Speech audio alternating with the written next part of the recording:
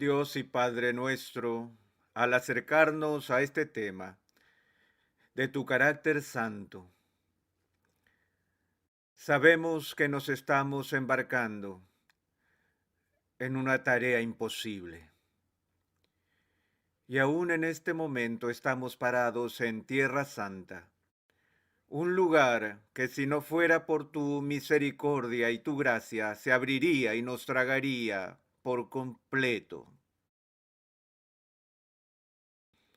En este momento te rogamos por una doble porción de tu gracia y misericordia sobre nosotros mientras buscamos entender estas cosas que son tan importantes en nuestro entendimiento de ti. Invocamos la presencia del Espíritu de verdad, quien es el mismo Espíritu Santo, para que nos ayude en esta labor. Pedimos esto en el nombre de Cristo. Amén.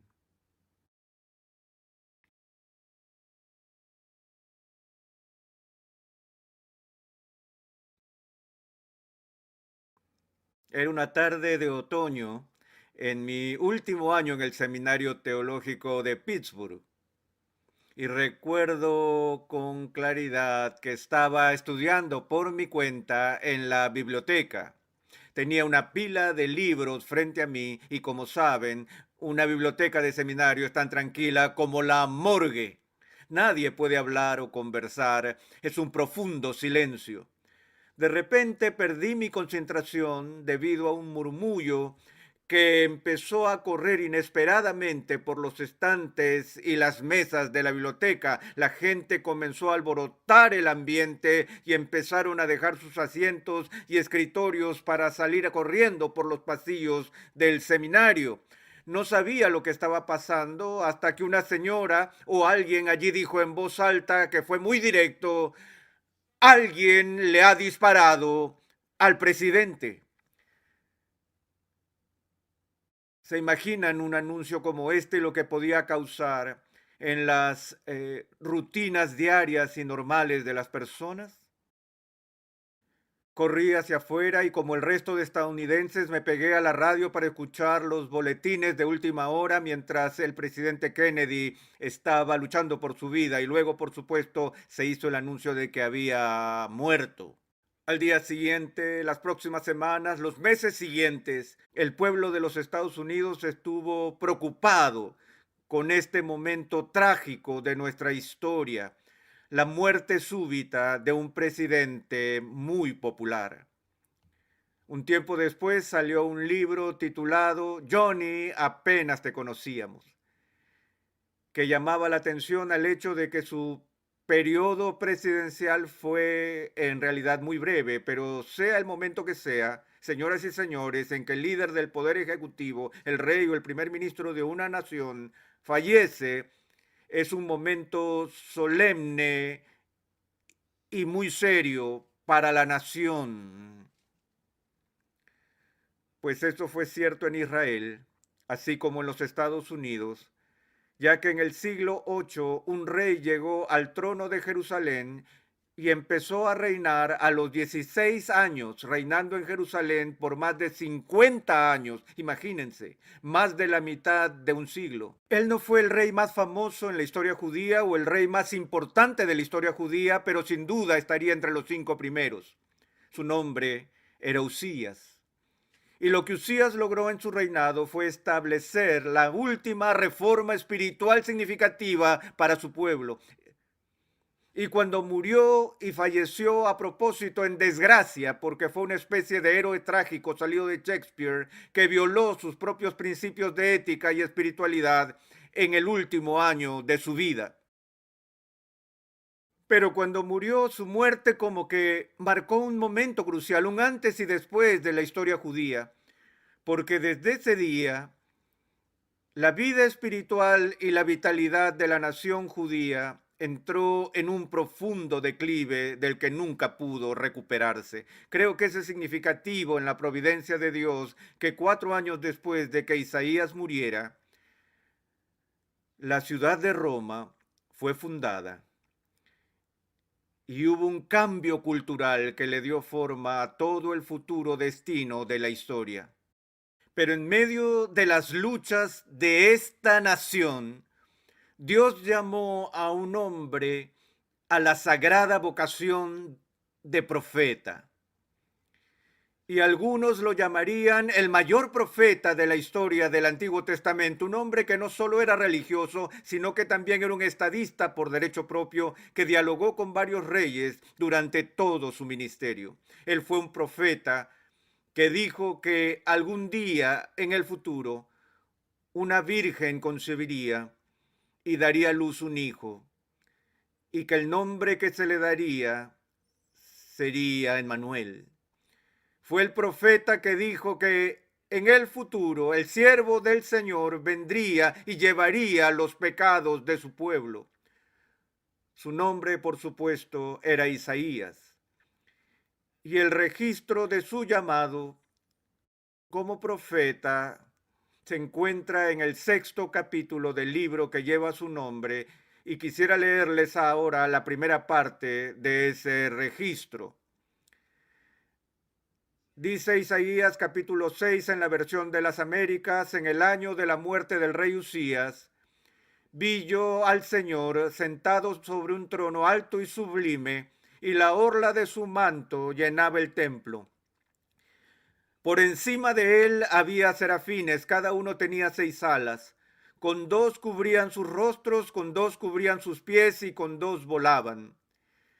Y el uno al otro daba voces diciendo: Santo, santo, santo es el Señor de los ejércitos. Llena está toda la tierra de su gloria. Y se estremecieron los cimientos de los umbrales a la voz del que clamaba, y la casa se llenó de humo. Quiero que se fijen en este breve pasaje que he leído, en donde Isaías presenta esta experiencia que tuvo en el año que muere el rey Usías. Y no sabemos con seguridad si lo que Isaías vio fue una visión extática que tuvo lugar en el templo de Jerusalén, o si en realidad lo que Isaías vio fue un atisbo al interior del santuario en el cielo mismo. Prefiero esta última interpretación. Estoy convencido, por razones técnicas que no veremos ahora, que lo que ocurrió fue que Dios abrió la cortina, Él removió el velo desde el mismo cielo. Y como Juan, quien siglos después en la isla de Patmos echaría un vistazo al interior del cielo, Isaías el profeta vio al Señor en su trono en el mismo cielo. Ahora, si usted ve en su Biblia, verá que dice: en el año de la muerte del rey Usías, vi yo al Señor sentado sobre un trono alto y sublime, y la orla de su manto llenaba el templo. Si se fija en su Biblia, verá la palabra Señor, y estoy seguro que está escrito con S mayúscula. ¿Así está en sus Biblias? En la versión de las Américas, en el canto de los serafines, donde dice Santo, Santo es el Señor de los ejércitos, allí podrá notar que hay esa misma palabra Señor, pero todo en mayúsculas. ¿Cuántos de ustedes notan eso en el texto? Bien, es algo muy común encontrar esto en las traducciones de la Biblia, y no se trata de un error tipográfico, sino que los traductores están tratando de señalarnos que algo inusual está pasando aquí. Aunque la misma palabra Señor se repite en el texto, el hecho de que se impriman de forma diferente indica que hay 2 palabras hebreas muy diferentes detrás del texto. Cada vez que ves Señor en mayúsculas en las Américas o la NBI, es porque se trata del término hebreo que se traduce en la RB60 como Jehová. El nombre que Dios le reveló a Moisés en el desierto cuando dijo: yo soy el que soy. Ese es el sagrado nombre de Dios, el santo nombre de Dios, Jehová. En el verso 1, esta es la palabra Señor, solo con S mayúscula, y se traduce una palabra diferente, que es el término hebreo Adonai. Y ese es el título más exaltado que el Antiguo Testamento usa para Dios. Se le han dado muchos títulos en el Antiguo Testamento, pero este es su título supremo. En las Américas, en el Salmo 8, leemos: oh Señor, Señor nuestro, cuán glorioso es tu nombre en toda la tierra. ¿Qué hay allí? Oh Jehová nuestro Adonai, cuán glorioso es tu nombre en toda la tierra. La RB60 en el Salmo 110 dice: Jehová dijo a mi Señor, siéntate a mi diestra. Una declaración fantástica que se encuentra en el Antiguo Testamento, donde David describe ahora a Jehová hablando con otra persona y atribuyéndole a esa tercera persona el título Adonai, el título reservado para Dios mismo. No es casualidad, señoras y señores, que el versículo más citado y aludido del Antiguo Testamento en el Nuevo Testamento sea el Salmo 110, donde Pablo dice que a Jesús se le dio un nombre que es sobre todo nombre, el título Señor, Adonai, el nombre que originalmente le pertenece a Dios y solo a Dios. Ahora, el significado del término Adonai simplemente es el soberano. ¿Y ve lo que acaba de pasar? El rey está muerto. Es un tiempo de incertidumbre y duelo en la tierra y en el pueblo judío. E Isaías viene en nombre de su pueblo y mira y contempla con atención al interior del mismo cielo y no ve a Usías, ni tampoco a Ezequías, ni al mismo David. Él ve a Adonai, el soberano supremo, coronado en el cielo. Estoy personalmente convencido que lo que está teniendo es una visión preencarnada de la coronación de Cristo mismo en su completa majestad. Él dijo: vi yo al Señor sentado sobre un trono alto y sublime, y la orla de su manto llenaba el templo. Me encanta esa frase: la orla de su manto llenaba el templo. Deben saber que en la antigüedad el ropaje de los monarcas era una medida de su prestigio. El protocolo internacional reconocería los distintos niveles de su magnificencia en sus ropajes. Si un rey vestía armiño, ya era increíble. Si usaba piel de marta, era aún mejor. La piel de bisón era como de segunda o tercera categoría. Y quienes vestían túnicas de tela simple tenían que sentarse atrás durante las reuniones de los reyes. Recuerdo haber visto una de las primeras emisiones de televisión internacionales que se hicieron en los Estados Unidos. Fue la transmisión de la coronación de la reina Isabel.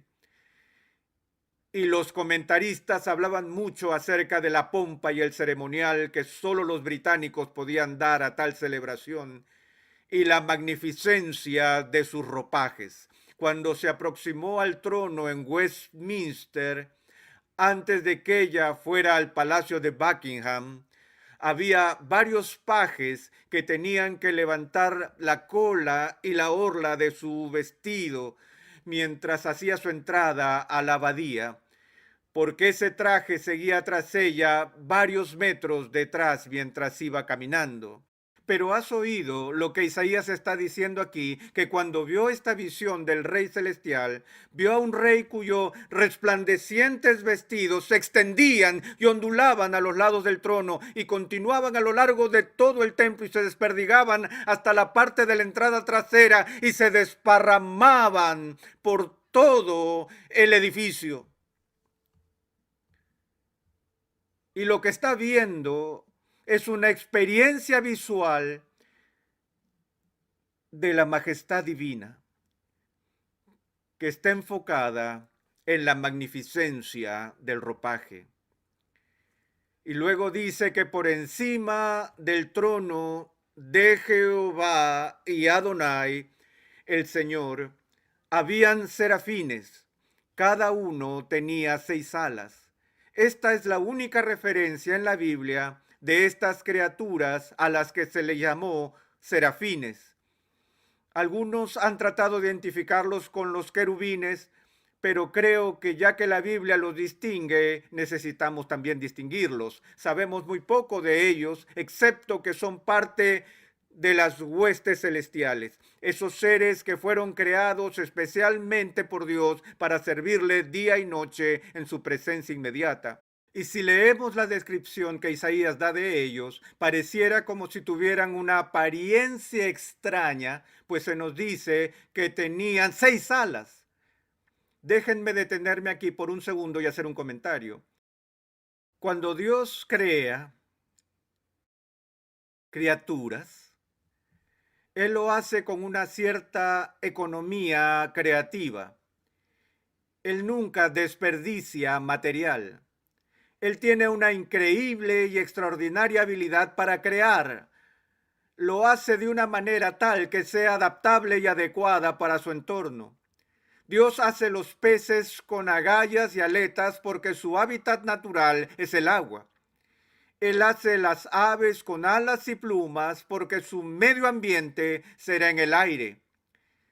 Y así cuando Él crea seres angelicales, cuya tarea y función específica en la creación es ministrarle en su inmediata presencia, los crea de tal forma para que sean aptos en ese ambiente. Por lo tanto, se nos dice que se les da 2 pares adicionales de alas y con 2 cubrían su rostro. Piensen que estos seres angelicales ministran a diario sin ningún velo en la presencia inmediata del Dios Todopoderoso, cuya gloria es tan refulgente, tan penetrante, que incluso los ángeles deben protegerse de mirar directamente a su rostro. Recuerden la historia en el libro del Éxodo, cuando Moisés, representando al pueblo de Dios, fue convocado por Jehová al Sinaí para recibir la ley de Dios. Sabes que Moisés subió al monte en medio de las nubes y fue como si fuera tragado por esa montaña. El pueblo estaba esperando día tras día, estaban preocupados y llenos de ansiedad, ya que se preguntaban qué es lo que ha pasado a su líder. ¿Habría sido tragado por la ira de Dios en la montaña, así como le pasó a Coré y a su gente en la rebelión? ¿Volverá vivo? ¿Cuál sería el mensaje de Dios que traería si él volviera? Así esperaban con temor y temblor por el regreso de Moisés, y mientras Moisés estaba en la montaña, habló con Dios. ¿Recuerdan esta conversación? Si improvisamos un poco, sería algo como esto. Moisés le dijo a Dios: he visto algunas cosas magníficas en mi vida. Me has mostrado la zarza ardiente, he visto las plagas con las que tú devastaste a los egipcios, te vi separar el mar y llevar toda una nación a través de tierra seca. He visto que tú provees de forma milagrosa y sobrenatural desde el cielo para nosotros, pero ahora déjame ver lo mejor, lo más grande. Dios, por favor, déjame ver tu rostro. Dios dijo: Moisés, ya deberías haber aprendido. Sabes que he dicho que ningún ser humano me verá y vivirá. Tú no puedes ver mi rostro, pero esto es lo que haré. Voy a labrar un pequeño hoyo en una roca y te voy a poner en la hendidura de esa roca, y entonces te cubriré. Yo voy a pasar y te permitiré ver mi espalda. En hebreo dice las caderas de Jehová, pero mi rostro no se verá. Y así Dios puso a su siervo en la hendidura de la roca y permitió que su gloria pasara. Y señoras y señores, por una fracción de segundo, Moisés tuvo un vistazo de la gloria indirecta de Dios. ¿Y qué pasó?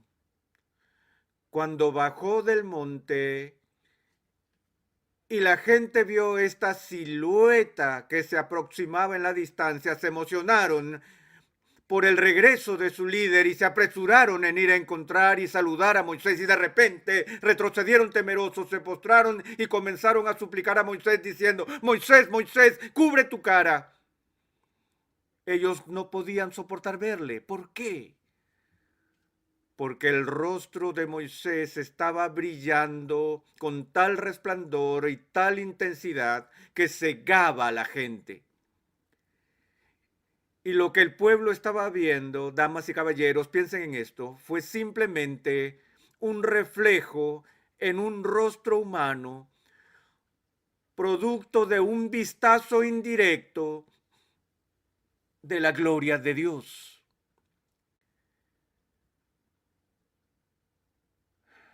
Los ángeles mismos deben cubrir sus ojos en su presencia.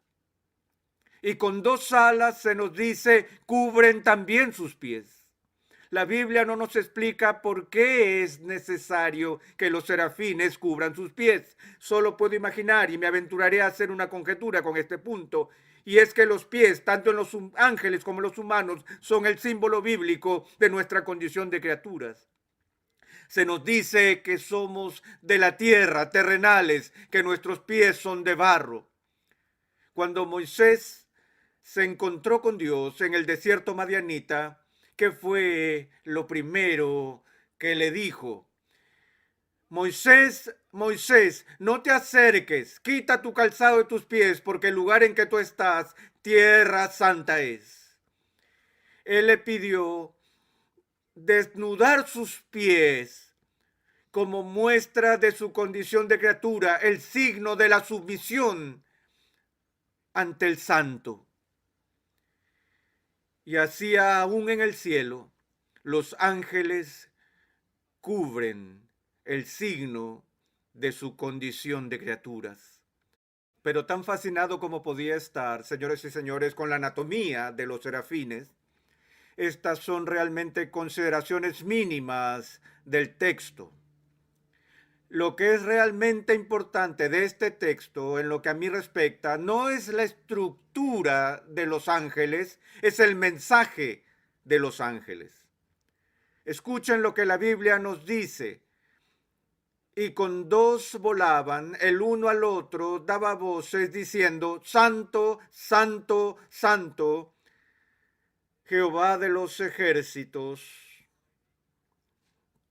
Toda la tierra está llena de su gloria.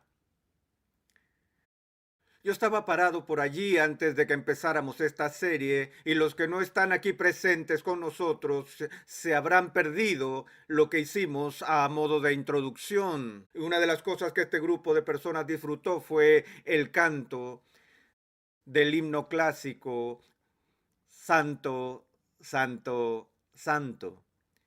Y yo estaba escuchando mientras ustedes cantaban. No puedo escuchar ese himno sin que me den escalofríos por el cuerpo. Es maravilloso, ¿no es así? Y pienso en los ángeles y todos los que se despojan de sus coronas de oro al lado del mar de cristal. Que todo lo que tenemos que pudiera valer algo es lo que nosotros gustosamente pondríamos a los pies del santo. Y como esta iglesia tan triunfalmente, o este himno tan triunfalmente, celebra la majestad de Dios. Pero mientras los escuchaba cantar pensé, aún tan hermoso como suena, imaginen el sonido cantado por un coro de ángeles. Y eso es lo que vio Isaías. Los ejércitos celestiales sobre el trono de Dios, cantando uno al otro una sola palabra en respuesta antifonal, repetida una y otra vez, Santo, Santo, Santo. Es el Señor Todopoderoso. El cielo y la tierra están llenos de su gloria. Ahora, amigos, hay algo aquí en este texto que nosotros como hispanohablantes podemos leer 1000 veces y nunca darnos cuenta. Hay algo muy judío en este texto. En el idioma español, cuando llamamos la atención sobre algo que es muy importante y para darle énfasis, hay diferentes maneras en las que podemos hacerlo por escrito. Podemos subrayar las palabras o ponerlas en cursivas, ponerlas en negritas, poner comillas o corchetes alrededor de ellas o llenarlos de signos de exclamación. Odio los signos de exclamación cuando no hay una exclamación. Incluso mis editores lo hacen, lo encuentro en el borrador final antes de la edición. Voy leyendo y veo que han puesto signos de exclamación en donde no hay exclamaciones. Y por favor, no piensen mal de mí como si no supiera nada sobre signos de exclamación. Ellos lo hacen y me vuelven loco. Pero eso es lo que hacemos con los énfasis. Los judíos hacen lo mismo. Hacen todo eso, subrayar, negrita, cursiva, pero además tenían otra técnica para llamar la atención hacia algo de especial importancia, y era la sencilla técnica de repetición verbal. Creo, por ejemplo, que el apóstol Pablo, cuando le está escribiendo a los Gálatas y les advierte de los peligros de apartarse del evangelio que habían recibido de él, Pablo les dice: mas si aún nosotros o un ángel del cielo os anunciare otro evangelio diferente del que os hemos anunciado, sea este anatema, anatema, que sea maldito. Esa es una fuerte declaración que viene de la pluma del apóstol Pablo, pero él no se detiene allí. De inmediato dice: como antes hemos dicho, también ahora lo repito, si alguno os predica un diferente evangelio del que hemos anunciado, sea anatema. A Jesús le gustaba utilizar esta repetición para enfatizar sus puntos. Recuerde, Jesús era un rabino. Eso significaba que era un teólogo. Él tenía una escuela y tuvo estudiantes llamados discípulos o aprendices que se inscribieron en su escuela. Era un rabino itinerante. Eso quería decir que caminaba por todas partes y mientras andaba, los discípulos literalmente le seguían. Cuando Jesús le dijo: sígueme, él literalmente les pedía: vengan detrás de mí. Y la forma en que lo harían ellos sería así: el maestro daba su lección, les enseñaba mientras caminaba, como en el camino a Emaús o donde fuera, y los discípulos lo seguían por detrás y guardaban en la memoria las cosas que el rabino les enseñaba. Ahora, señoras y señores, cada enseñanza que salió de los labios de Jesucristo era importante. Pero aún nuestro Señor se tomó el tiempo para llamar la atención sobre las cosas que consideraba muy importantes. Y cada vez que llegaba a un punto del que quería asegurarse que sus discípulos nunca olvidarán, él comenzaba sus enseñanzas diciendo dos palabras. Él decía: en verdad os digo. O la más antigua traducción: de cierto, de cierto. En realidad lo que decía era: amén, amén, os digo. Ustedes reconocen esa palabra, llega directamente al español y decimos, todo el pueblo dice que amén.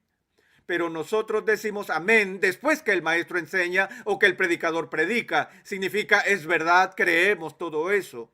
Jesús no esperaba que sus discípulos confirmaran la veracidad de lo que estaba diciendo. Él comenzaba su sermón diciendo: amén, amén. Es como cuando el capitán del barco va al intercomunicador y dice: escuchen esto. Les habla el capitán. Cuando Jesús repetía esa palabra, haciéndolo dos veces, estaba subrayando su importancia.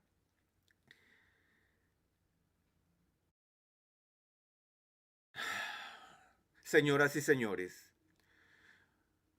solo hay un atributo de Dios que se eleva al tercer nivel de repetición en las Escrituras.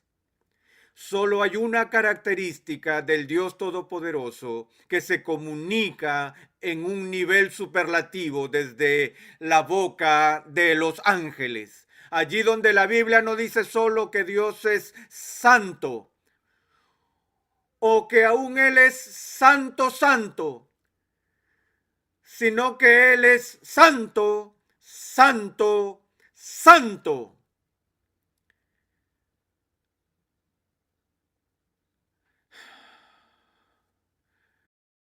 La Biblia no dice que es misericordioso, misericordioso, misericordioso. O amor, amor, amor, o justicia, justicia, justicia, o ira, ira, ira, sino que Él es santo, santo, santo. Esta es una dimensión de Dios que absorbe su misma esencia. Y cuando se manifiesta Isaías, leemos que al sonido de las voces de los serafines, los quiciales de las puertas del mismo templo se sacudieron y empezaron a temblar. ¿Escuchas eso? Partes inanimadas, sin vida, que no entienden, piezas de la creación que en la manifestación de la presencia de la santidad de Dios fueron movidas.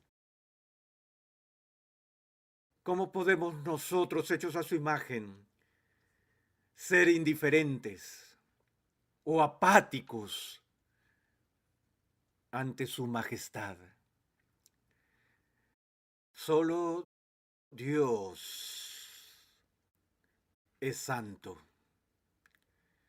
Y lo que quisiera conseguir con esta serie es tratar de describir lo que eso significa y cuál es la reacción histórica de Isaías y de otras personas cuando aparece el santo.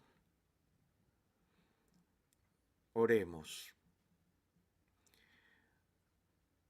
Padre, nos gozamos en que algo y alguien en este universo profano no es solo un poco, sino totalmente santo, santo, santo. Imparte a nuestros corazones la alegría de los serafines ante tal verdad. Amén.